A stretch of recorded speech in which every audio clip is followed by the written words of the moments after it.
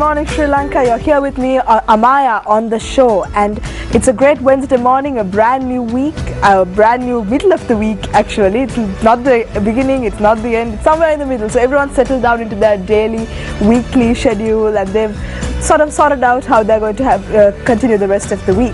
But being Sri Lankan is a very special thing. Now, we have so many things that are inherent just to us. We love particular types of food and we love particular types of drink, but something that really makes us who we are is the culture that our country possesses, and dance and movement plays a huge role in that culture. Now, we've all grown up from grade 3 to 4, we've all studied Kandiya dancing as part of our school curriculum, and movement in playing sports, it's LA or rugger or cricket, all of these things have become a part and parcel of who we are. But when you speak about dance in Sri Lanka, there are so many different styles. There's up country, there's low country, there's Sabaragamuwa, there's Bharatanatyam, and so many styles that have evolved through these as well. But when you speak about dance in Sri Lanka, there are some names that really stand out, and you might be wondering who the guest I have with me in the studio this morning is. Well, he is a guru at what he does, and he has become a legend of our generation. He's a dance maestro, and we are very honored to have him here with us in the studio today. We have with us Kalashuri Channa Vijayawardene. Good morning, sir. Welcome to the show. Good morning, Amaya. It's an honor to be here, actually. Thank you, and it's an honor to have you here as well. So, tell us, how does your morning start off? Now, you're a choreographer and you're a teacher and you have a busy day, I'm sure. So, how do you start off your mornings? Well, let's start from the night, because we have very late nights. Okay. So, it's not a very early morning for us when we get up. But the first thing we hear is the spiritual music.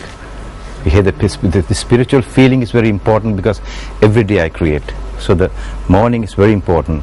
Windows open, the sun rays coming into the house, it's all natural and linking up with nature. This helps me a lot to come into movement. And then what I see around my house is all statues of goddesses and gods. So I'm always in the spiritual field, and that's my morning. So you've created the environment around you to really then help you throughout the day. Then I go into stretching and do relative exercises. Then starts the students coming in. Every day we work from 10:30 to about 3 o'clock. So then they start coming in, then we start working, then the workouts, then categorize the dance classes, and then go on. That's my morning. And your day goes on. Yeah.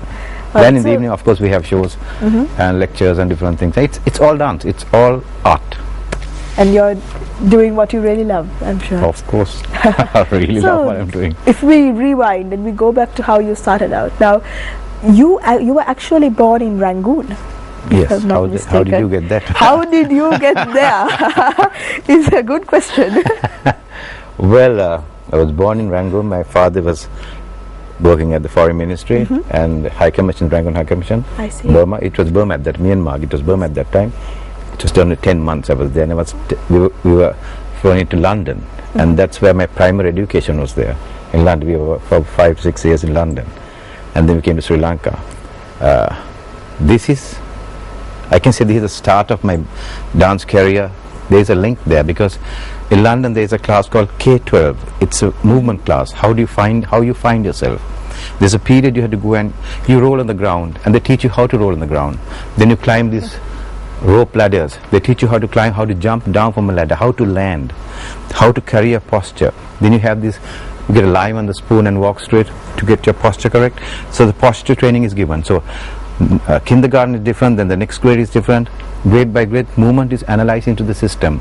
So when the movement is gone in, you're balanced. You have a balanced figure to do anything you want. You go into sport, you go into dance, you go into singing, finding your voice, how your vocal cords work. All these are given in this class. I think Sri Lanka needs a class like that. Because this was part of the national curriculum, was it? And how old were you when you started out this class? 4 or 5. Oh wow. We go on like that. Then what in Sri Lanka, because Canadian dance technique comes in grade 6. So there are you can have a lot of fault in your system, because there is a right hand and a left hand. And if you're a right hander, your muscles in the right hand is stronger. Whatever you do, because if you just run up the stairs, you put your right leg and go. Left hand with the left leg. So every time you go about 100 times, the right leg. So there's more strength. You brush your teeth, you do everything with the right hand. So the strength is, so then anatomically you can have a certain change in your system. But for a dancer, there is no left and right. You're 100% balanced. That's what the teacher does. Gets the student 100% balance. And when you're 100% balanced, you can come into any movement. So would you say that your time in England really helped you understand this movement? What movement was, and I give this to my children. I see. Posture and feeling the muscle, why you do the movement, what muscles do you use for this movement, what joint you bend, from where do you lift a leg, then how your shoulder goes, how your wrist goes. If you know how it moves, then you can improvise and go on working. You just don't say go down, bend, stamp, stamp, stamp. No. Why do you go down? What do you use to go down? What is the feeling you go down? When everything comes, the correct movement comes out. Even doing exercise, you have to first concentrate on the muscle you're going to work on. So for that you have to feel the muscle. Then you have to activate the muscle. Then you have to start working on the muscle. If you don't feel the muscle, you can't activate the muscle. If you can't feel it, you can activate it. If you cannot activate it, you will just do the exercises. You can do 100, but from 10 you can get the results if you know it. I won't do 100, but 10 you can. So it's knowing what you're doing. It's knowledge is yes, very much. You need the knowledge, but you should be able to do it. It's not only the knowledge, how you do it. And it's lovely to watch you speak as well. Even when you're speaking, the movement that you have in your body, it looks like it's inherent. It's just in you, and the movement is like struggling to get out. But it's lovely to watch you speak as well, sir. But maybe that's why I can't act, because I start dancing when I act. No, I'm sure that everyone would love to see you act. And we'll go back into your acting career somewhere later on in the show as well. But let's speak about the Sri Lankan performances that you've done at Albert Hall in England. It actually turned out Albert Hall. We have a booking at Albert Hall. It was we did one at Sadler's Wells, then we did one at Queen Elizabeth. The Queen Elizabeth show is very powerful. Okay. Queen Elizabeth of London, South Wales. This is a massive theatre. I think we were the first to perform there, and it was a performance called Voyage. It was from Queenie down, how we came down. It was all these series going down, and we had a standing ovation, which they never came down.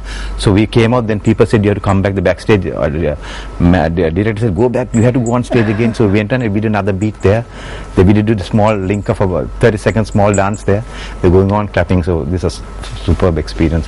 Then we were the first Sri Lankans to perform at Sydney Opera in Australia. Again we opened the doors to the Sri Lankans. And you know, because Sri Lankan dance, not just Asian or not Eastern, but Sri Lankan dance form is something that the world at large is not really familiar with, is it? Yeah, because to tell you the truth, when the first time when I went to France, we went for a festival, and they were asking from where, all these countries, from where? I said Sri Lanka. They didn't know where Sri Lanka was. So I said it's in the Indian Ocean. They asked, is it Pakistan? I said no. No, very much Sri Lankan. Then I told them to bring a map. They brought the map. Sri Lanka was not in the map. So I had to draw Sri Lanka below India and show them. And once we danced, they knew what Sri Lanka was. And the figures of the girls and the posture and the glamour, all these adds. But now I think after cricket and all these athletics and everything, Sri Lanka is known. People know Sri Lanka. I'm talking about 96. 96, yeah. But in 96, if the French didn't have Sri Lanka on the map, not all the French. I mean, it was another part of France. I'm not talking. It was not in Paris. It was away out of festival. Yeah. But what would you say is your pet style of dance? Something that you're really drawn to all the time. It's my own style. It's you. But the base is Scandian. Because Scandian dance, like the other techniques of Sri Lanka, it's a very spiritual dance. When you take dance, there are categories like you get social dancing, like Latin ballroom and salsa rumba. Then you get tribal dancing. Then you get folk dancing. Then you get this competition dancing, which is happening now. Then you get the spiritual dance. That's a separate category all on its own. It has become a category now. I see. Then the spiritual dance comes in, and that's because you become a very spiritual person when you do a technique the correct way. You become very spiritual. Your thoughts, how you look, and then your whole body is very spiritual. It's like a bhavana, meditation. But you've had to study dance extensively, I'm sure, before you've come to this level. So you've done things like Kathakali dance form. Yeah, I learned with Kathakali. Guru Vimal Nayanananda. How do you get all this?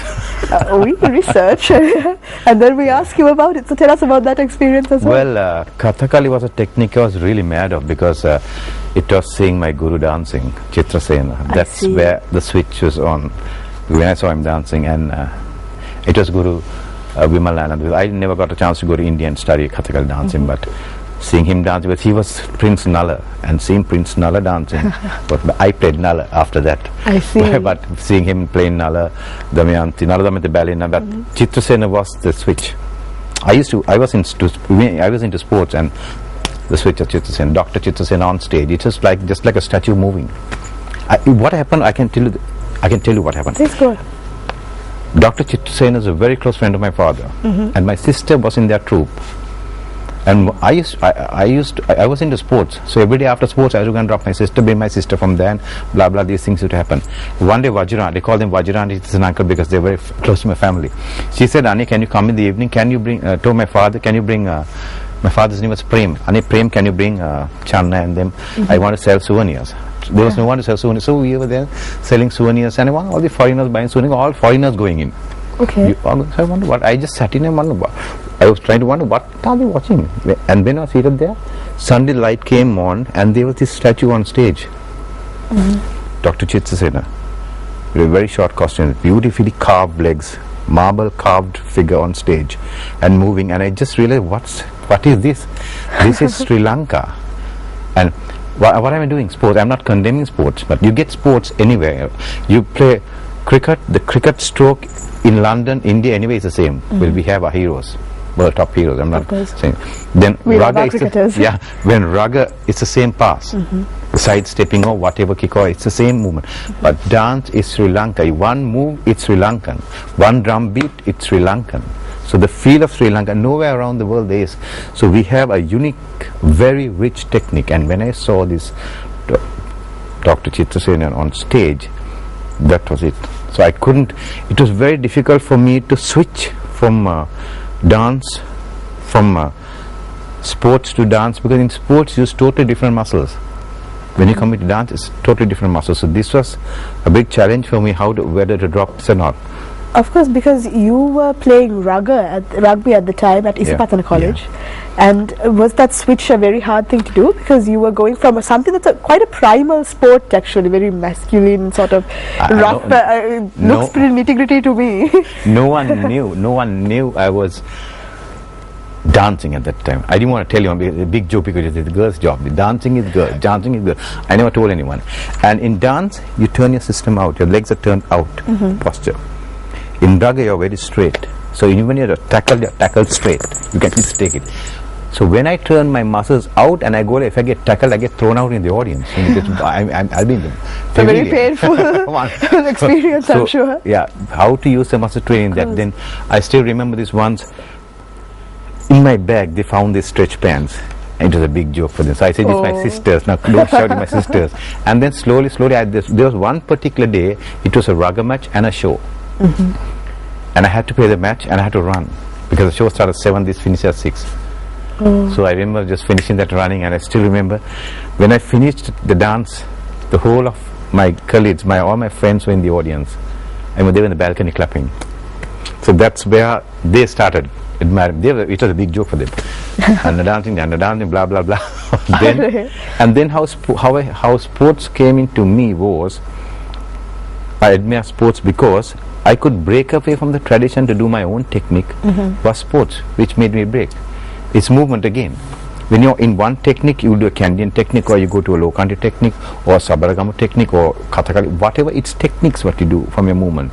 So whatever I created, it was done, particular techniques coming in. So to break away from that, I used sports. I went into putt shot movements, discus movements, javelin movements, basketball. These, I incorporated these and made a series of movement and put it into a dance form. The item was called Swaire, slave dance. It was a break, and I got to know a very good audience. And